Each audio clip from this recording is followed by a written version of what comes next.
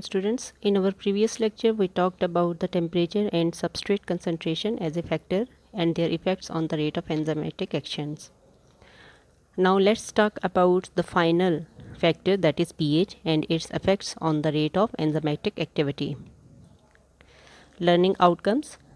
Students will be able to describe the effects of pH on the enzyme activity, explain what is meant by optimum pH, and explain why pH affects the enzymatic activity. First, you have to know about what is pH. pH is the measure of acidity and basicity of a solution. Or you can say the pH of a solution is a measure of its hydrogen ions concentration. It ranges from pH 1 to 14.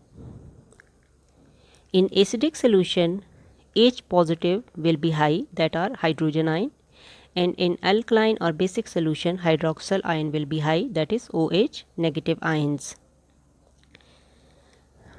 When pH changes, then concentration of hydrogen ion and hydroxyl ion also changes.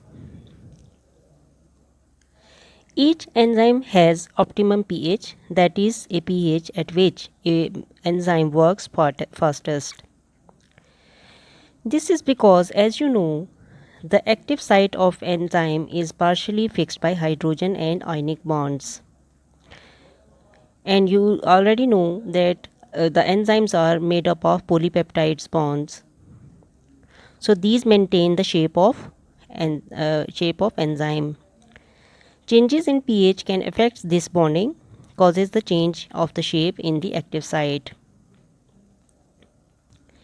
As a result, the substrate can no longer become attached to the active site and the enzyme substrate complex cannot be formed.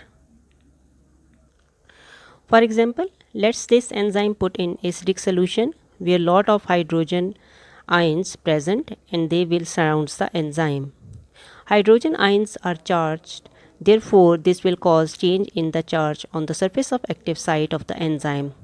So you can see initially the active site is negatively charged. Now it becomes positively charged, and this positive and substrate is also positively charged. So the enzyme cannot bind together because same charge repel each other. Therefore, the enzyme substrate complex cannot be formed and no reaction can occur. So remember, any change in the pH above or below the optimum level will quickly cause to decrease in the rate of reaction. Because of change of charges on the active site, no ES complex will be formed.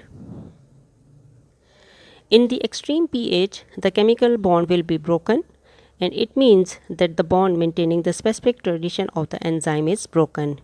And this will cause the change in the shape of active site, and this process is known as denaturation, and this will block the activity completely. It is important to know that the different enzymes work at different pH. For example, pepsin that is present in stomach, it works best in the acidic medium.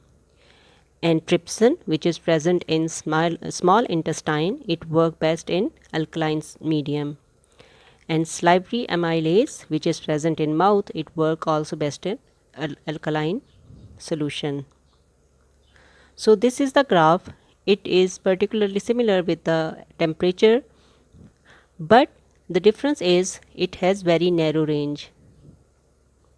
You can see the same curve for the pH.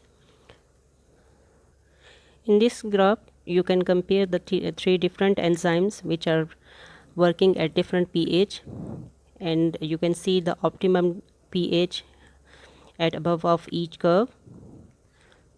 So this is the final factor that we have discussed. Now there is a completion in the factor affecting the rate of enzyme action. See you in next lecture. Allah Hafiz.